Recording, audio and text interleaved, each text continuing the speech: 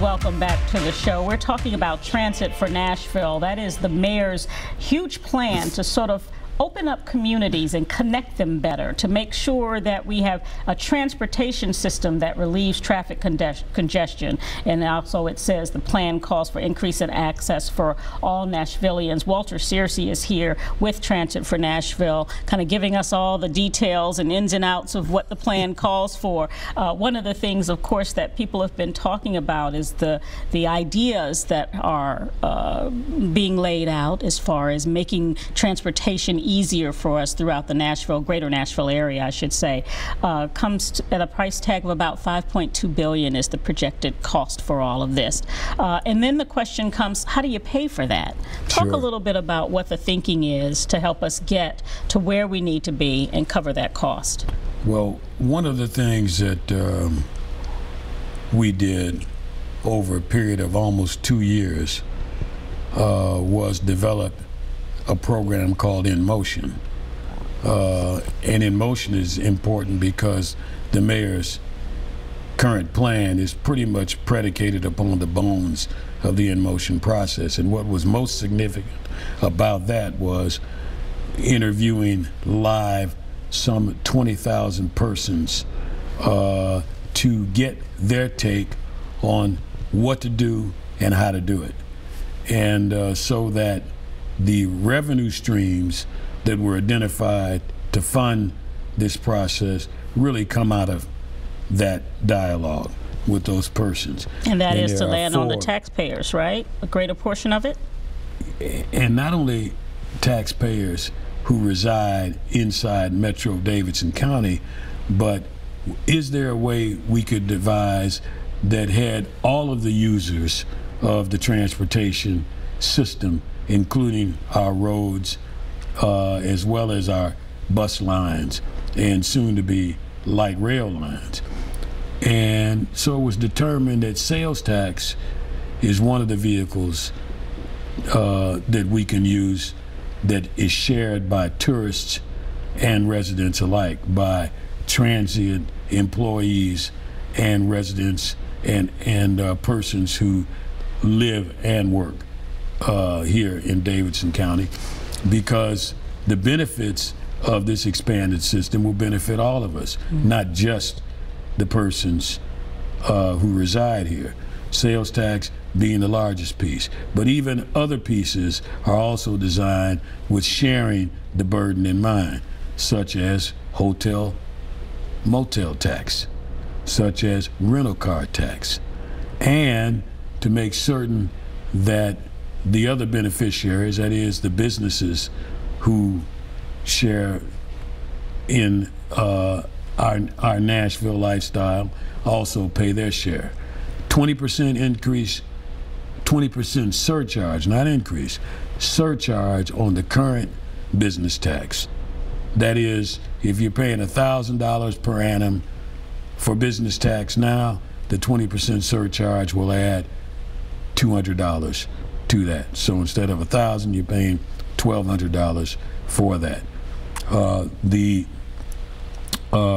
hotel motel tax, another surcharge on the current taxes that they're paying. Same thing with the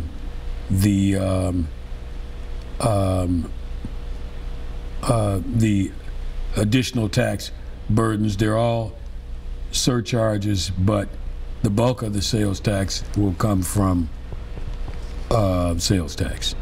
The timeline also is one that people are interested in as well. And you've got a number of community meetings obviously scheduled. Yes. Jonko shared one with us where you're getting reaction from people. You've already collected lots of data and information based on the In Motion program. We're going right back, the same process again, reacquainting people with the particulars of the program as it now currently is announced. Yes. And so when might we first start seeing? It looks like we're going to start at least with our current modes of transportation in place by opening up more of those bus lines and extending the hours. That's exactly right. But talk a little bit about light rail. When might we see that come into play? Well, the first light rail system, as we said earlier, targeted now for Gallatin Road, is likely to we're likely to see that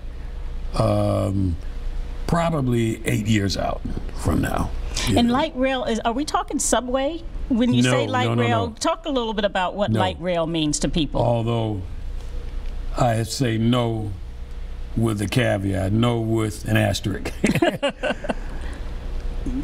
Light rail typically means surface rail transportation, similar to streetcars of the past, only not a significantly updated version of what used to be known as streetcars. I put an asterisk on the no because there actually will be a subterranean feature of the new system, and that will be the tunnel that is going to be created under Fifth Avenue from about the Music City Central, which is the current bus station on Charlotte Avenue, south to Fifth and Lafayette. I'm sorry, Lafayette. Fifth and Lafayette. And that's pretty much about a 1.8 mile stretch of tunnel. Why is that? Because trying to put expanded service in the narrow downtown streets, which also are inundated with festivals and events of various types that wreak havoc with surface transportation systems and schedules, take it underground. Well, people said underground in Nashville. Nashville is on a rock, you know. So, what, you know, what's going to be? How do you manage that? You know, what's going to be the additional cost involved in that? Well, the engineers tell us that with current building techniques and current construction management protocols, that it can be done, and it can be done efficaciously in Nashville. And so that's what we're doing, because to do anything else, we would actually have to circumvent the entire downtown area.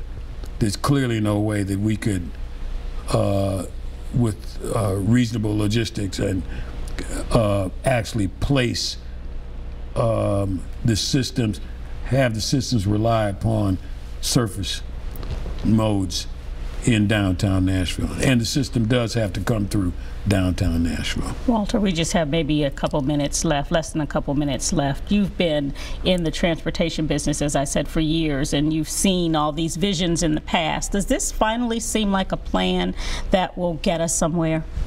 It will certainly get us along the road. We have to recognize that this is the first shoe in a process that needs to continue to step forward. That means that we're going to have to rely upon our regional partners to get on board with us and do it. But we also recognize that unless Metro takes the lead on this, our regional partners don't have a chance in doing the kinds of things that they hope that they can do regarding their transportation issues. There's lots of community conversations to come.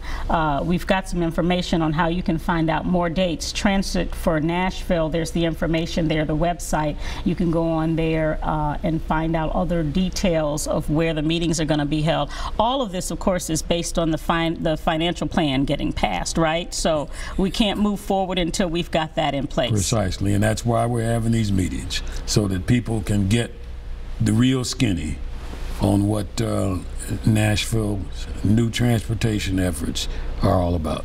Walter Searcy, thank you so much for being with us, talking about Transit for Nashville, and we thank you for being with us. We will see you again next time.